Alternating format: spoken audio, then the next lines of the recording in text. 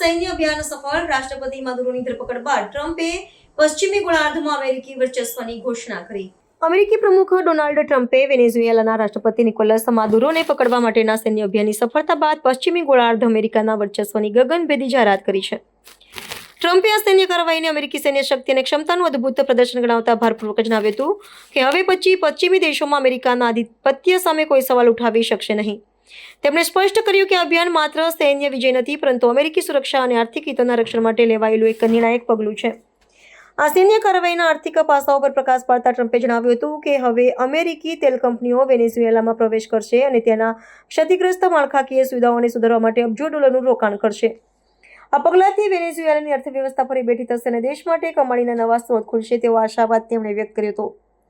ટ્રમ્પે માદુરો શાસન પર ગંભીર આરોપો લગાવતા કહ્યું હતું કે ભૂતપૂર્વ રાષ્ટ્રપતિએ અમેરિકી મહિલાઓ અને બાળકો વિરુદ્ધ હિંસા, અત્યાચાર અને હત્યા આચરવા માટે ટોળકીઓ મોકલી હતી, જેનો હવે અંત આવ્યો છે. આંતરરાષ્ટ્રીય સ્તરે આ ઘટનાના ઘેરા પ્રત્યાઘાતો પડ્યા છે, કારણ કે અમેરિકાએ એક સાર્વભૌમ દેશના વડાની ધરપકડ કરીને પોતાની વિદેશ નીતિમાં મોટો ફેરફાર સૂચવ્યો છે. વિશ્લેષકો માને છે કે ટ્રમ્પનો આ સાહસ દક્ષિણ અમેરિકાના અન્ય દેશો માટે પણ એક કડક સંદેશ છે. આગામી દિવસોમાં વેનેઝુએલામાં નવી વચગાળાની સરકારની સ્થાપના અને અમેરિકી કંપનીઓમાં તેલ સંશોધન પ્રોજેક્ટ્સ પર વિશ્વભરની નજર રહેશે. ઓપરેશન બાદ વોશિંગ્ટન અને લેટિન અમેરિકાના સંબંધોમાં એક નવો અધ્યાય શરૂ થવાની શક્યતા સેવાઈ રહી છે. Late last night and early today, at my direction, the United States Armed Forces conducted an extraordinary military operation in the capital of Venezuela. Overwhelming American military power, air, land, and sea, was used to launch a spectacular assault. And it was an assault like people have not seen since World War II. It was a force against a heavily fortified military fortress in the heart of Caracas to bring outlaw dictator Nicolas Maduro to justice. This was one of the most stunning, effective, and powerful displays of American military might and competence in American history. More under our new national security strategy, American dominance in the Western Hemisphere will never be questioned again. Won't happen. So just in concluding, for decades, other administrations have neglected or even contributed to these growing security threats in the Western Hemisphere. Under the Trump administration, we are reasserting American power in a very powerful way in our home region. And our home region is very different than it was just a short while ago. The future will be, and we did this in my first term. We had great dominance in my first term, and we have far greater dominance right now. Everyone's coming back to us. The future will be determined by the ability to protect commerce and territory and resources that are core to national security. These are core to our national security. Just like tariffs are, they've made our country rich, and they've made our national security stronger than ever before.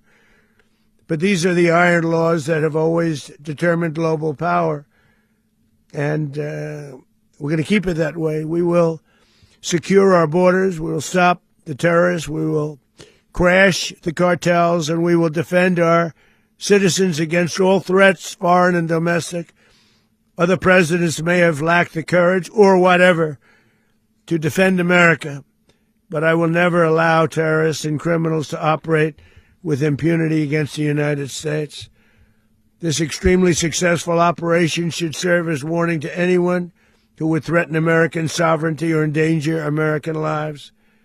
Very importantly, the embargo on all Venezuelan oil remains in full effect.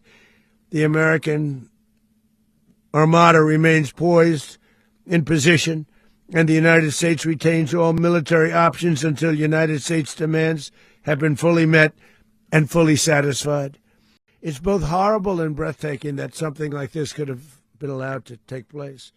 For many years after his term as president of Venezuela expired, Maduro remained in power and waged a ceaseless campaign of violence, terror, and subversion against the United States of America, threatening not only our people, but the stability of the entire region. And you all saw it. In addition to trafficking gigantic amounts of illegal drugs that inflicted untold suffering and human destruction all over the country, all over, in particular, the United States.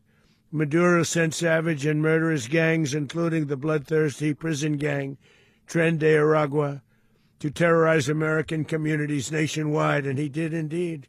They were in Colorado. They took over apartment complexes. They cut the fingers off people if they called police. They were brutal, but they're not so brutal now. And I just have to congratulate our military, Pete and everybody, and our National Guard, because the job that they've done, whether it's in Washington, D.C., where we have a totally safe city, where it was one of the most unsafe cities anywhere in the world, frankly, and now we have no crime in Washington, D.C.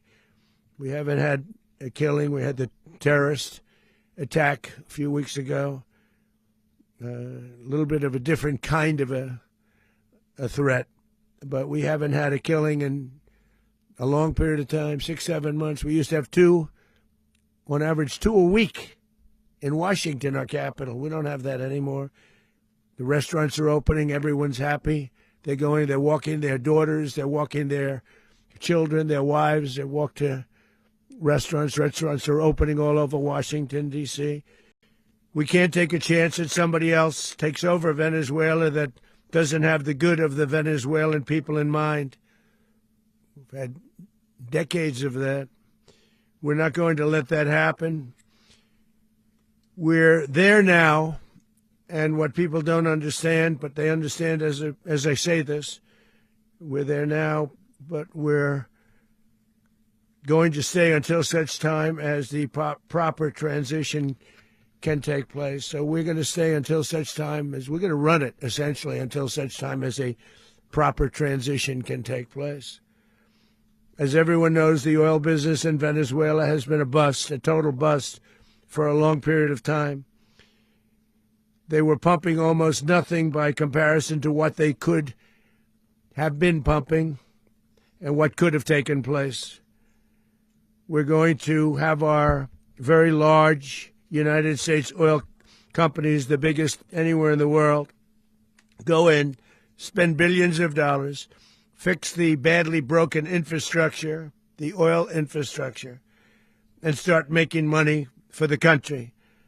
And we are ready to stage a second and much larger attack if we need to do so. So we were prepared to do a second wave if we needed to do so. We actually assumed that a second wave would be necessary, but now it's probably not.